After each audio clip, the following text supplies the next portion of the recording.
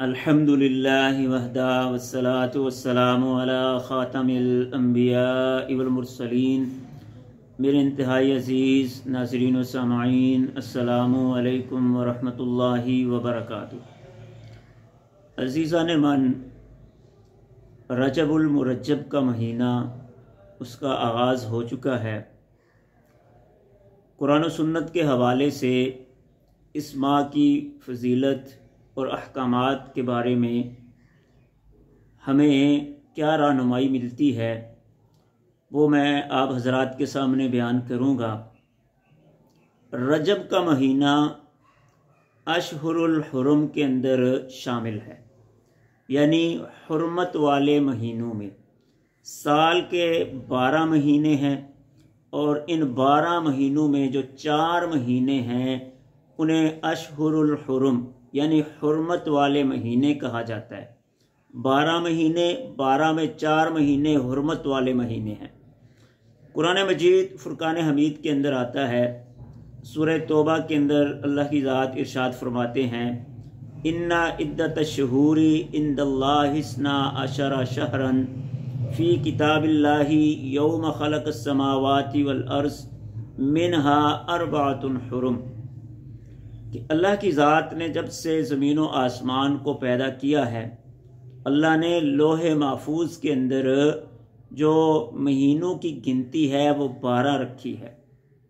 منہا 4 حرم، ان میں سے 4 مہینے حرمت والے مہینے ہیں، یعنی جو 4 مہینے ہیں وہ ایسے مہینے ہیں کہ جنہیں اللہ کی ذات نے خصوصیت سے، عظمت، احترام اور فضیلت سے نوازا ہے۔ ان میں لڑائی کرنا، جھگڑا کرنا، دنگا فساد کرنا، یہ سب کچھ ممنوع ہے۔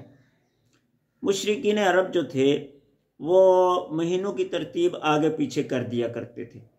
جس وقت حرمت والا مہینہ شروع ہو جاتا، مثال کے طور پر رجب کا مہینہ شروع ہوا ہے تو یہ حرمت والا مہینہ ہے، اس میں انہوں نے کیا ہے دنگا فساد کرنا ہوتا تو اس کو تبدیل کر دیتے، کہتے کہ نہیں یہ سفر کا مہینہ ہے، اور جب سفر کا مہینہ آتے تو کہتے یہ رجب کا مہینہ ہے۔ ساری ترتیب انہوں نے آگے پیچھے کر دی تھی۔ خطبہ حجت الوداع کے اندر رسول اللہ صلی اللہ علیہ وسلم نے ارشاد فرمایا، صحیح بخاری کے اندر آتا ہے کہ اللہ کے حبیب علیہ الصلوۃ والسلام نے فرمایا کہ اب مہینوں کی ترتیب اسی نہج پر، اسی ترتیب پر آ گئی ہے، سارے مہینے اپنی ترتیب پر آ گئے ہیں جیسے اللہ کی ذات نے ان کو پہلے دن بنایا تھا، جس طرح زمین و آسمان بنانے کے بعد اللہ نے ان کو چلایا تھا۔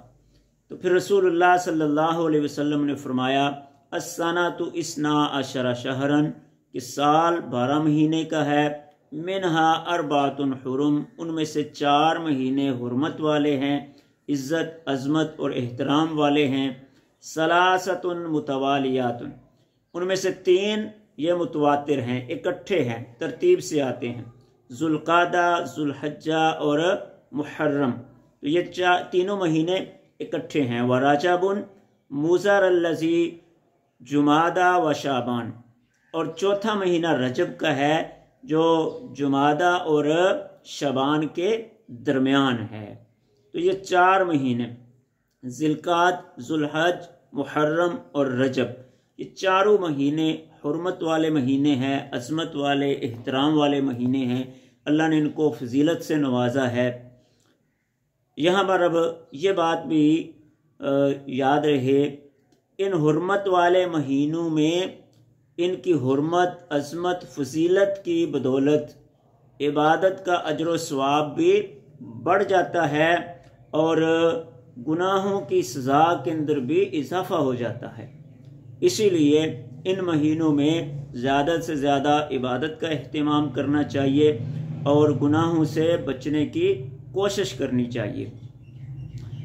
اشہر الحرم، حرمت والے جتنے بھی مہینے ہیں، اسی طرح رجب بھی ان مہینوں میں شامل ہے، تو ان مہینوں میں روزہ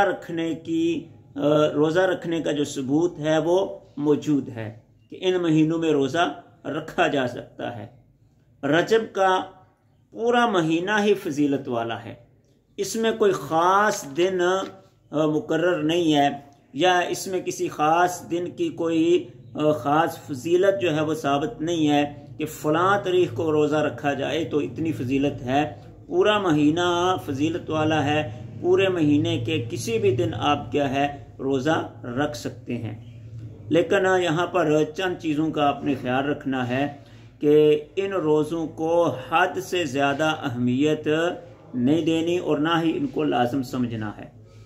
इसी तरह गुलूफ से काम लेकर, यानी इसकी अज़मत और फजीलत को बहुत ज़्यादा बयान नहीं किया जाएगा, और मखसूस अय्याम की जो फजीलत के बारे में जितनी भी रवायात आती हैं वो सारी की सारी मनगढ़ंत रवायात हैं रजब के बारे में। इसी तरह रजब के रोज़ों को रमज़ान की तरह भी अहमियत ना दी जाए। इसी तरह 27 रजब को जो रोज़ा रखा जाता है, जिसे बाज़ लोग हज़ारी रोज़ा भी कहते हैं, तो उसकी फजीलत, अज़मत और सबूत के अंदर भी कोई मोतबर तरीन रवायत मौजूद नहीं है, सब कुछ मनगढ़ंत है। इसी तरह हुर्मत वाले महीने जो हैं इनमें इबादत का अहतमाम करना चाहिए। इसी तरह गुनाहों से बचने की कोशिश करना चाहिए।